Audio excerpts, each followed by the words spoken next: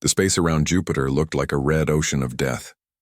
Nearly 3,000 ships moved together in perfect formation, their crimson hulls gleaming under the distant sun.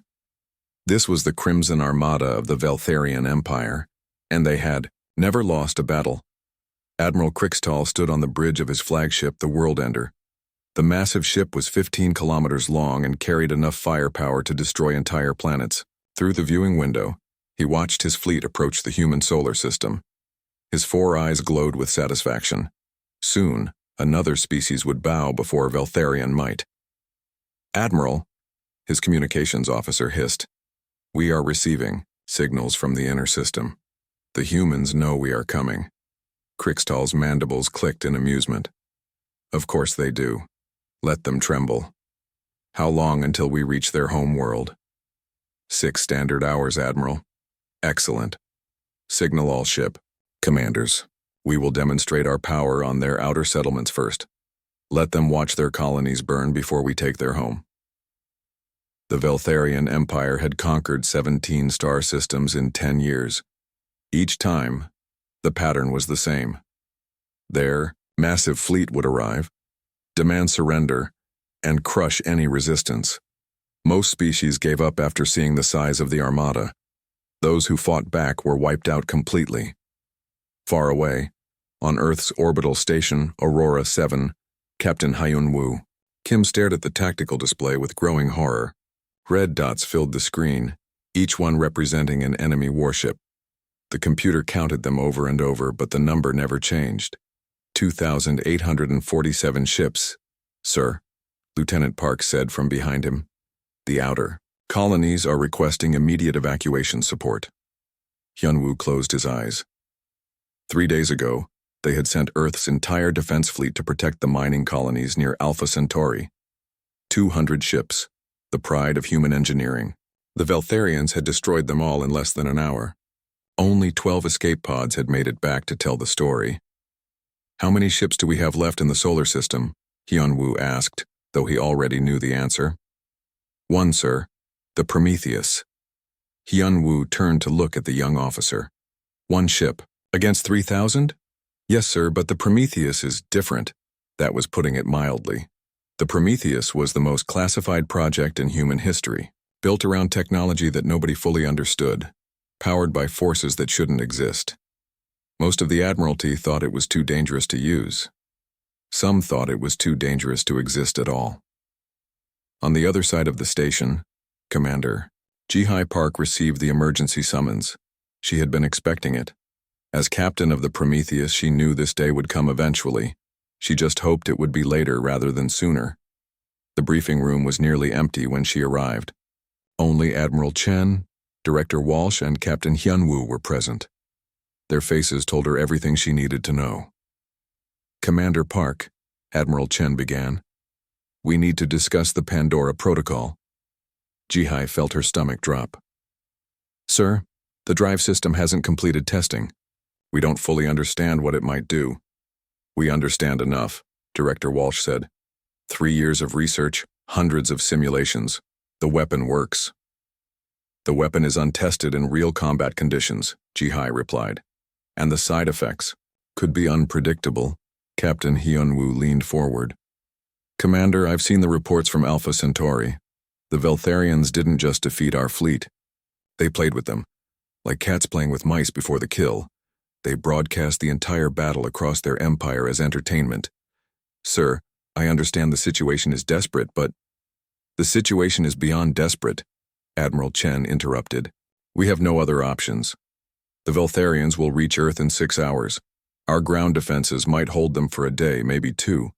After that, humanity becomes extinct." HFY stared at the tactical display showing the approaching enemy fleet. Each red dot represented death and destruction on a scale she could barely imagine. Her ship, the Prometheus, was just one small blue dot floating in the darkness. "What about evacuation?" she asked. "Civilian transports?" "Where would they go?" Director Walsh said sadly. "The Veltharians control every system within 50 light years, and their fleet is faster than our civilian ships. There's nowhere to run." The room fell silent. Through the viewing window, Earth hung in space like a blue jewel, home to 8 billion humans who had no idea that their extinction was rushing toward them at incredible speed. "How many crew members does the Prometheus need?" Hyunwoo asked. "Minimum crew is 47, Ji-hai replied. "But sir, sending us out there alone is suicide." "Maybe," Admiral Chen said. "But it's the only chance we have. The Prometheus represents 3 years of our best science and engineering. If the quantum drive works as designed, one ship might be enough." Ji-hai thought about her crew. Dae-hyun Lee, her chief engineer, who understood the alien technology better than anyone. So-young Choi, her tactical officer, who could calculate, firing solutions that seemed impossible. 45 other men and women who had volunteered for the most dangerous assignment in human history. "If we do this," she said slowly, "and if something goes wrong with the drive system, we could damage more than just the enemy fleet." "We know the risks," Director Walsh replied, "but we also know what happens if we do nothing.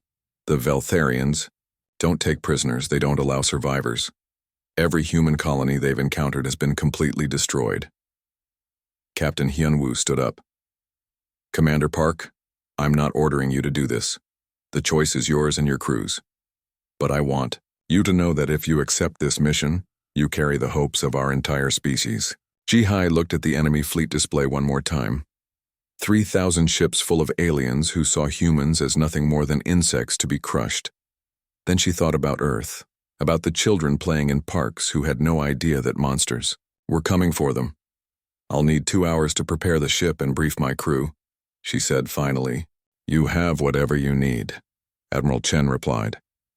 As Ji-hai left the briefing room, she wondered if she was about to save humanity or destroy it. The power contained within the Prometheus was beyond anything humans had ever wielded before. It came from technology left behind by a civilization that had vanished millions of years ago. Technology that was so advanced it seemed like magic. In 6 hours, she would find out if magic was enough to stop an armada. 3 years earlier, Dr. Min-ho Yang had been just another scientist working on Mars. The Red Planet's mining operations had been routine for decades, digging up rare metals and searching for signs of ancient life. Nobody expected to find something that would change everything humans thought they knew about the universe. The discovery happened by accident. A mining robot drilling near the Martian North Pole hit something that shouldn't have been there. Instead of rock or ice, the drill struck metal. But when the team investigated, they found the metal was unlike anything on Earth or Mars. Min-ho remembered the day they pulled the object from the ground. It was a perfect sphere, about the size of a basketball, made from a material that seemed to shift between different colors depending on how you looked at it. The surface was covered in symbols that looked like writing, but no computer could translate them. "It's not from Mars," Dr. Yoonji Shin had said during their first meeting. She was the physicist brought in to study the object's strange properties. "The material doesn't match anything in our periodic table. It's like someone took elements that don't exist and made them stable." Min-ho nodded, running his hand through his hair. "The dating tests are even stranger. The rock around it is 4 billion years old, but the object itself doesn't seem to age at all. It's like time doesn't affect it." For months, the sphere sat in a research lab while dozens of scientists tried to understand it. X-rays couldn't penetrate it. Magnetic fields didn't affect it. Even when they tried to cut off a small sample for testing, their best tools couldn't scratch the surface. Then Yoonji made a breakthrough. While studying the symbols on the sphere's surface, she noticed they weren't random decorations. They were equations, mathematical formulas that described physics beyond human understanding. "Look at this," she said, showing Min-ho her computer screen. "This symbol appears 17 times in different positions. I think it represents quantum foam. And this one here, it shows up whenever the equations deal with space-time." "You think it's some kind of instruction manual?" Min-ho asked. "More than that. I think it's a blueprint." Working together, Min-ho and Yoonji slowly began to decode the sphere's secrets. The equations described a technology that could manipulate the basic structure of reality itself. By creating controlled tiers in spacetime, the device could generate massive amounts of energy from nothing. But the more they learned, the more worried they became. The equations didn't just show how to build the technology. They showed what it could do. In the wrong hands, this device could destroy entire solar systems. We need to tell someone about this, Minho said after they had decoded enough to understand the weapon's true power. Who? The government? The military? They'll want to build it immediately. And if we don't tell them, and some hostile alien species finds their own sphere? That argument convinced Yunji. They reported their findings to Earth's Scientific Council, who immediately classified everything as top secret. Within a week, a team of military engineers arrived on Mars, led by a young officer named Daehyun Lee. Daehyun was different from the other military engineers Minho had met. He actually listened to the scientists instead of just demanding that they build weapons. He understood that the alien technology was dangerous and needed to be handled carefully. The equations show 3 different power levels, Daehyun explained during one of their planning meetings. The lowest setting could power a small city for a year. The middle setting could provide energy for an entire planet, but the highest setting could tear a hole in reality itself, Yunji finished. Building the first prototype took 6 months. They started small, creating a device no bigger than a briefcase. The plan was to test it safely, far away from any inhabited areas. They chose an empty region of the asteroid belt, where nothing important could be damaged if something went wrong. Minho remembered watching the test from the safety of their research ship. The prototype device was attached to a remote-controlled probe floating in space, surrounded by dozens of asteroids. When Daehyun activated the device, nothing seemed to happen at first. Then space itself began to bend. The asteroids closest to the probe started to stretch and twist like putty. Their solid rock became liquid, then gas, then something that wasn't matter at all. A sphere of pure darkness expanded from the probe, and everything it touched simply disappeared. "Turn it off," Yunji shouted. Daehyun frantically worked the controls, but the device had already shut itself down. The sphere of darkness collapsed, leaving behind empty space where a dozen asteroids had been, not destroyed, not broken apart, gone, as if they had never existed. "What just happened?" Minho whispered. "We created a controlled singularity," Daehyun said, his voice shaking. "The device tears holes in space-time and lets the universe repair itself.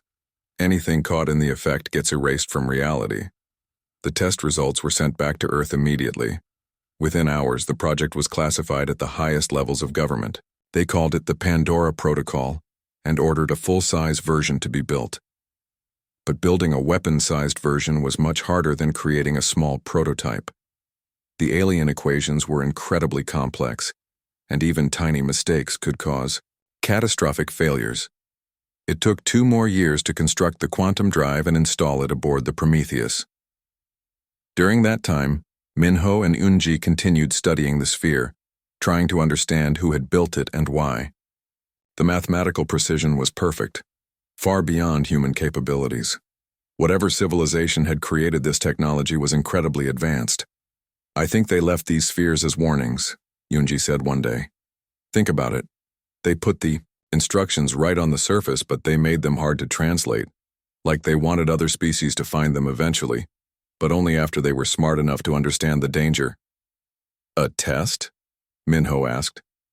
"Maybe. Or maybe they knew that someday someone would need this power to defend themselves." Now 3 years later, Minho watched the Prometheus prepare for launch. The ship looked ordinary from the outside, just another human vessel made of steel and titanium. But hidden in its core was the quantum drive, powered by technology that defied everything humans knew about physics. He wondered if the ancient civilization that built the sphere had faced the same choice. Had they been forced to use their ultimate weapon against an enemy that threatened their existence? And if so, what had happened to them afterward? The answers were lost in time, buried with whatever species had been wise enough and desperate enough to create a device that could erase reality itself.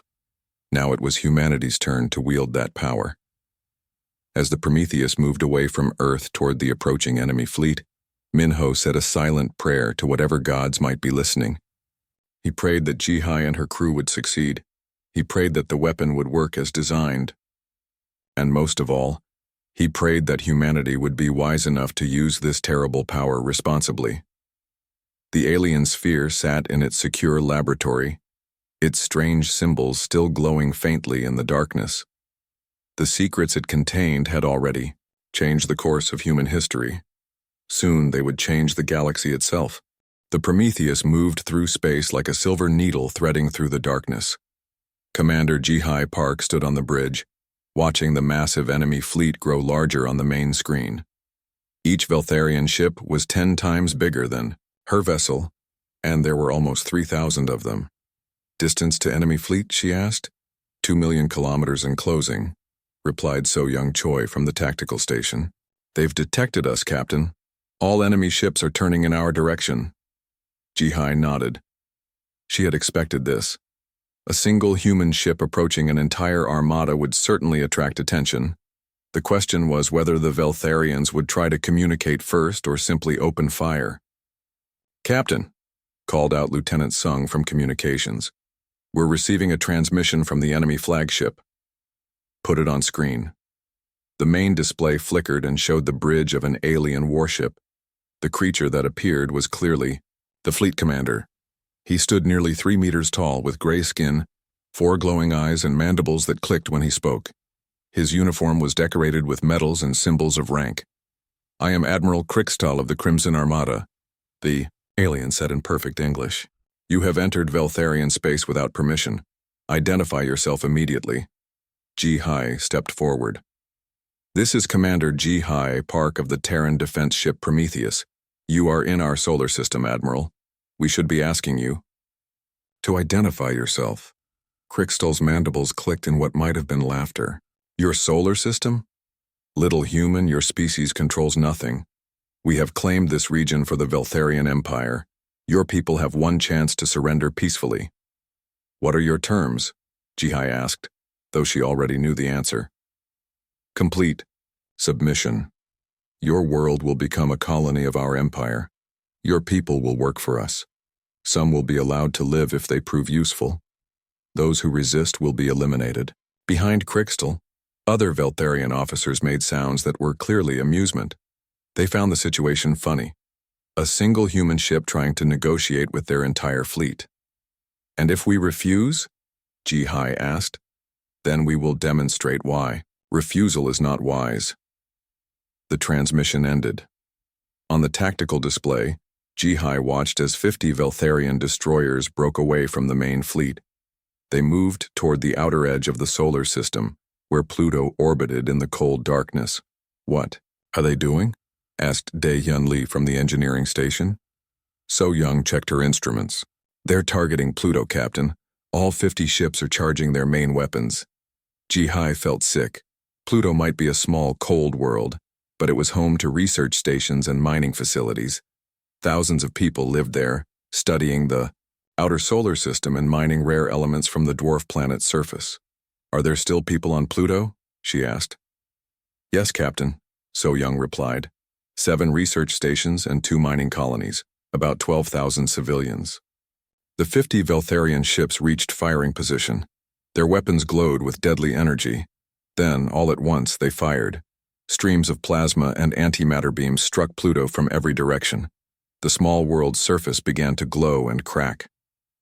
Within seconds, the entire planet was breaking apart. Chunks of rock and ice scattered into space, some still glowing from the intense heat. In less than a minute, Pluto was gone. Where a world had existed for billions of years, now there was only debris and empty space. 12,000 people had died without warning, vaporized along with their planet. The communication channel opened again. Admiral Krikstal's 4 eyes glowed with satisfaction. Do you understand now, little human? We destroyed your world as easily as you might crush an insect. Your entire species is no more significant to us than the insects that crawl on your planet's surface. HFY forced herself to remain calm even though rage was building inside her. You murdered 12,000 innocent people. We eliminated obstacles to our expansion. This is how the galaxy works. The strong take what they want from the weak. Your species is weak, so you will submit or die. And you believe might makes right? I believe in reality, Krikstal replied. We have conquered 17 star systems. We have destroyed fleets 10 times larger than your pathetic defense force. What do you have? One ship with a crew of perhaps 50? This is not a battle. This is extermination. Behind him, other Veltharian officers made more sounds of amusement. Some were pointing at the Prometheus and making gestures that were clearly mocking. You find our deaths entertaining? Jihi asked. We find your defiance amusing, Krikstal said. Most species surrender when they see our fleet. A few try to fight with dozens or hundreds of ships, but you send one vessel against our armada. It is so hopeless that it becomes funny. Across the galaxy, other alien civilizations were watching this confrontation. The Zenthari Republic monitored the communications from their distant worlds. The Hive Collective's queens received reports from their scout ships. The Elder Council, ancient beings who had witnessed the rise and fall of countless civilizations, observed through their sensor networks. All of them expected the same outcome. They had seen the Crimson Armada in action before. Human civilization would end today, destroyed by overwhelming Veltharian firepower.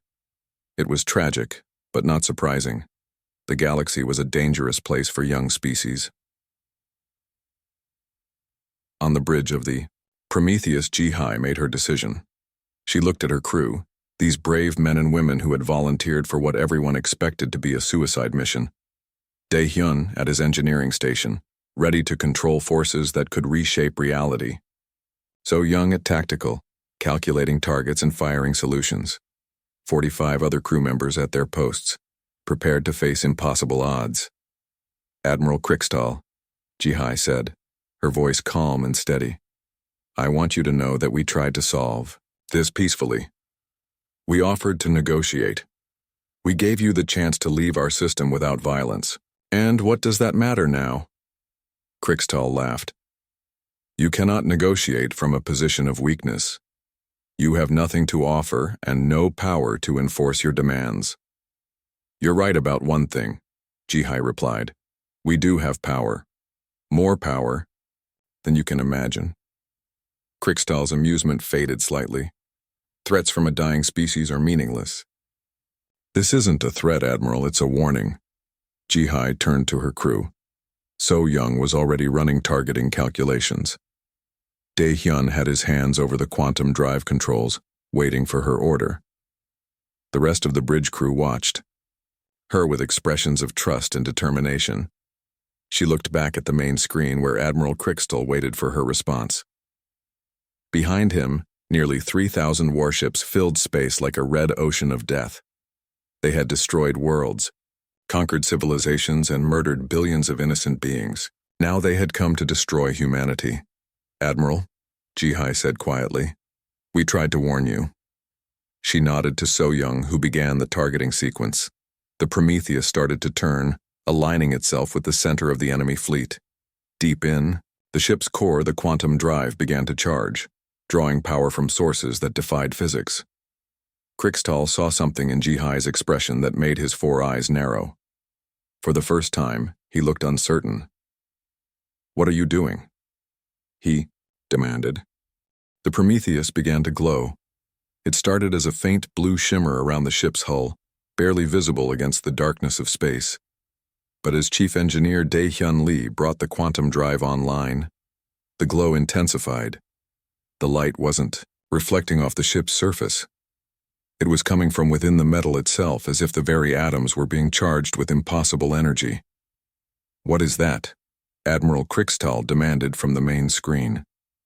His 4 eyes were fixed on the growing light surrounding the human ship. What technology are you using? Jihi didn't answer. She was focused on the readings from Dae-hyun's station. The quantum drive was charging faster than it ever had during testing. The ancient alien technology seemed to know it was about to be used in anger for the first time in millions of years. Captain, So-young called from tactical. I have a firing solution on the enemy fleet. All ships are within range. Understood. Maintain target lock. On sensors throughout the Crimson Armada, warning alarms began to sound. Veltharian scientists had never seen energy readings like the ones coming from the human ship. Their instruments were registering power levels that should be impossible for a vessel that size. Admiral, the Veltharian science officer reported. The human ship is generating massive amounts of energy. The readings don't make sense. It's as if they have a star inside their hull. Krikstal's mandibles clicked with irritation. Impossible. Their technology is primitive. They barely have faster-than-light travel. But even as he spoke, the evidence was right in front of him. The Prometheus was glowing brighter now, and the light was starting to bend around it in strange ways. Space itself seemed to be warping near the human ship. "Sir," another officer reported, "our sensors are detecting gravitational distortions around the enemy vessel. It's affecting space-time in the local area." For the first time since entering the solar system, Admiral Krikstal felt a touch of uncertainty. In 10 years of conquest, he had never seen anything like this. The humans were supposed to be a young species with basic technology. They shouldn't have weapons that could manipulate gravity. "All ships," he ordered, "target the human vessel immediately. Maximum firepower, destroy it now." Across the Crimson Armada, 3,000 warships turned their weapons toward the Prometheus. Plasma cannons charged to full power. Antimatter torpedoes armed themselves. Graviton beams focused on the small human ship that was now glowing like a blue star. "Captain," So Young reported, "all enemy ships are targeting us. They're about to fire." Ji-Hai nodded. She had expected this. "Dae-hyun, how long until the drive is fully charged?" 30 seconds, Captain. "But we're already at 80% power. We could fire now if necessary." "Hold position. I want maximum effect." The first weapons fired from the Veltharian fleet. Beams of pure energy lanced across space toward the Prometheus. They should have destroyed the small human ship instantly. Instead, something impossible happened. The weapons stopped. 10 meters. Away from the Prometheus, the energy beams simply ceased to exist. They didn't bounce off a shield or get absorbed by armor. They vanished, as if they had never been fired at all. "What happened?" Krikstal demanded. "Why didn't our weapons hit them?" "Sir, the space around their ship is wrong. It's not behaving according to normal physics. Our weapons are entering some kind of quantum field and disappearing." More ships fired. Thousands of energy beams converged on the Prometheus from every direction. Antimatter torpedoes streaked through space with enough explosive power to crack moons. All of them vanished the moment they entered the field around the human ship. The blue glow was now so bright that it hurt to look at directly. The Prometheus sat in the center of a sphere of twisted space-time, completely protected from attack. And the sphere was growing larger.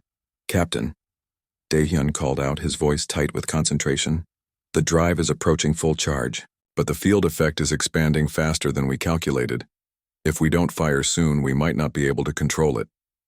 Ji-Hai looked at the tactical display. The entire enemy fleet was now firing everything they had at her ship. Their desperation was obvious. They knew something terrible was about to happen, but they didn't understand what. Across the galaxy, alien observers watched in stunned silence. The Zenthari Republic's scientists were frantically trying to understand what they were seeing. The Hive Collective's queens sent urgent messages to their fleets, warning them to stay away from human space. Even the ancient Elder Council was disturbed by the energy readings they were detecting. "This is impossible," whispered a Zenthari physicist on a monitoring station 50 light-years away. "They're generating enough power to destroy solar systems. How did humans develop this technology?"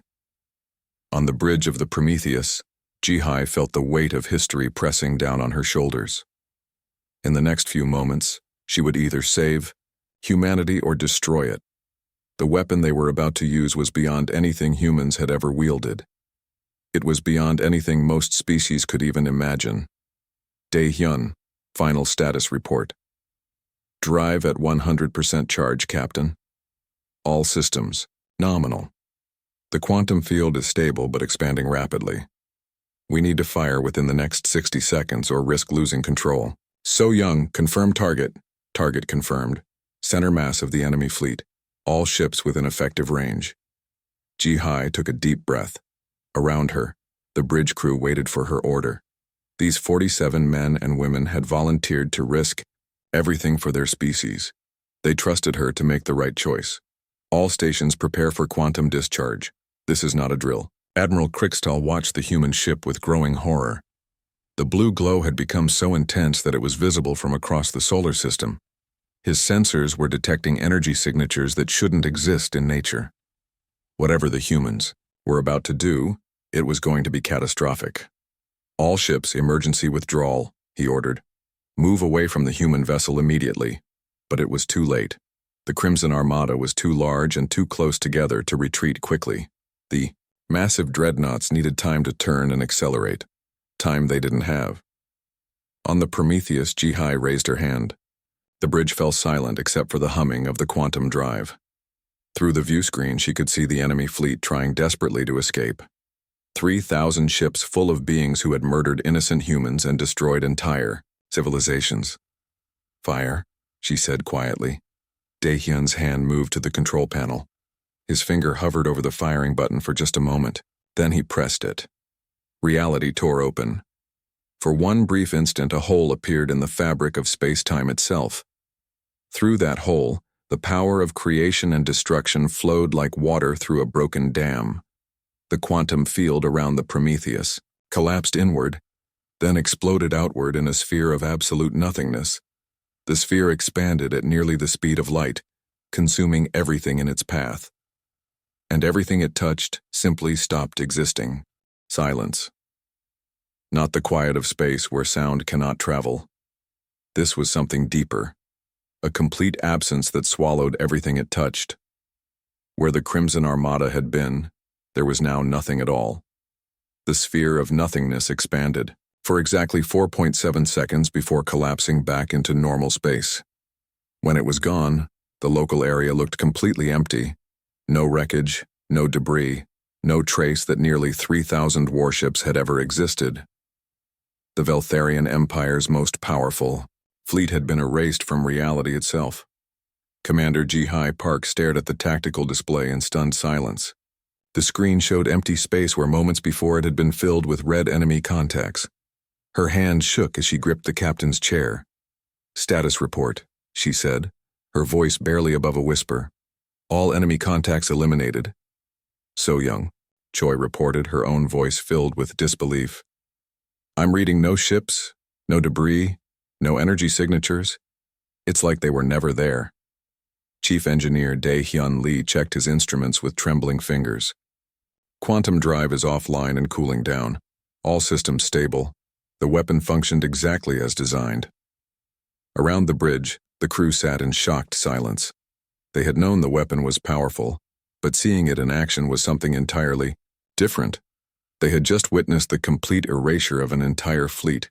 Not destroyed, not scattered. Gone. Across the galaxy, the reaction was immediate and terrified. On the Zenthari homeworld, emergency sessions of the Republic Council were called within minutes. Scientists and military leaders gathered around holographic displays, showing the empty space where the Veltharian fleet had been. "How is this possible?" demanded General Vextar, the Republic's highest military commander. "Our sensors detected the human weapon firing, but the energy signatures don't match anything in our databases." Dr. Zentha, the Republic's leading physicist, shook her head in confusion. "The readings suggest they somehow manipulated quantum foam to create a localized reality collapse, but that should be impossible. The technology required would be far beyond anything we've ever seen. Are you telling me that humans, a species that barely learned to travel between stars, has developed a weapon that can erase matter from existence?" "That's exactly what I'm telling you. And if they can do it to a fleet of 3,000 ships, they can do it to planets. They can do it to entire solar systems." The Zenthari Republic immediately sent emergency messages to their fleet commanders. All ships were ordered to avoid human space at all costs. Diplomatic envoys were prepared to offer treaties and trade agreements. The humans had gone from being ignored to being the most feared species in the galaxy in a matter of seconds. The Hive Collective's reaction was even more dramatic. The insectoid species had conquered dozens of worlds through their overwhelming numbers and collective intelligence. Their queens had never shown fear of any enemy. But the complete erasure of the Crimson Armada changed everything. Queen Zithara, the primary ruler of the collective, sent urgent mental commands to all her children across the galaxy. The message was simple: avoid humans at all costs. The new species possessed a weapon that could delete entire fleets from existence. They were not to be threatened or challenged under any circumstances. Even the Elder Council, ancient beings who had watched civilizations rise and fall for millions of years, was shaken by what they had witnessed. These creatures had seen the birth and death of stars. They had observed the development of countless species, but they had never seen anything like the human weapon. "The young species has found something," Elder Mortith said during their emergency gathering. "This technology is not of their creation. They have discovered artifacts left by the Builders." The other elders rippled with concern. The Builders were a legendary civilization that had existed billions of years ago. They had possessed technology that seemed like magic even to the Elder Council. Most believed the Builders were myth, but the human weapon suggested otherwise. "If the humans have access to Builder technology," Elder Kalaris said, "then the balance of power in this galaxy has fundamentally changed. We must approach them carefully." Back on Earth, the reaction was celebration mixed with terror. Captain Hyunwoo Kim watched the sensor readings from Aurora 7 station, hardly believing what he was seeing. "The entire fleet is gone?" he asked for the third time. "Yes, sir," Lieutenant Park confirmed. "All enemy contacts eliminated. The Prometheus is returning to Earth orbit." "Casualties?" "None, sir. The Prometheus took no damage. All crew members are alive and well." Hyunwoo sat down heavily in his chair. Humanity had gone from facing extinction to wielding godlike power in a single afternoon. The implications were staggering. If word of this weapon spread, every species in the galaxy would either fear humans or try to steal their technology. Dr. Min Ho Yang and Dr. Yoonji Shin watched the news reports from their laboratory on Mars. The alien sphere sat on its pedestal, its strange symbols still glowing faintly. They had unlocked its secrets and given humanity the power to survive. But they wondered what price would come with that power. "Do you think we made the right choice?" Hyunji asked. "We saved our species," Minho replied. "Whatever comes next, at least humanity will survive to face it." When the Prometheus docked at Aurora 7 station, Ji Hai and her crew were greeted as heroes. But the celebration felt strange to them. They had just committed genocide on a scale that was hard to comprehend. Nearly 15 million Veltharian soldiers and officers had been erased from existence. "How do you feel about what we did?" Daehyun asked as they walked through the station corridors. "I feel like we did what we had to do," Ji-hai replied. "But I also feel like we crossed a line that we can never uncross." Within hours of the weapon's use, diplomatic messages began arriving from across the galaxy. The Zenthari Republic offered trade agreements and mutual defense treaties. The Hive Collective sent gifts and promises of friendship. 17 different alien empires that had never acknowledged humanity's existence suddenly wanted to establish diplomatic relations. The message was clear: the galaxy now feared and respected humanity. 3 days later, Ji Hai stood before the United Earth Assembly to give her report. The massive chamber was filled with representatives from every nation and colony. They looked at her with expressions of awe and gratitude. "Commander Park," the Assembly President said, "your actions have saved our species from extinction, but they have also changed humanity's place in the galaxy forever. How do you believe we should proceed?" Ji Hai thought carefully before answering. "We now possess a weapon that can erase entire fleets from existence. That power comes with enormous responsibility. We must be careful how we use it, and even more careful about who we use it against." "Do you believe other species will try to attack us?" "No, sir. I believe they're too frightened to try. But fear can make people do desperate things. We need to show the galaxy that we're not conquerors like the Veltharians. We need to prove that we can be trusted with this power." As the assembly session ended, Ji Hai looked out through the chamber's viewing windows at Earth below. The blue world that had been hours away from destruction was now safe. Humanity had survived its first contact with a hostile alien civilization. But the real test was just beginning. In the depths of space, the wreckage of Pluto drifted silently through the void. It served as a reminder of what had started this conflict. 12,000 innocent people had died because one species believed that might made right. Now humanity possessed the ultimate might. The question was whether they would be wise enough to use it right.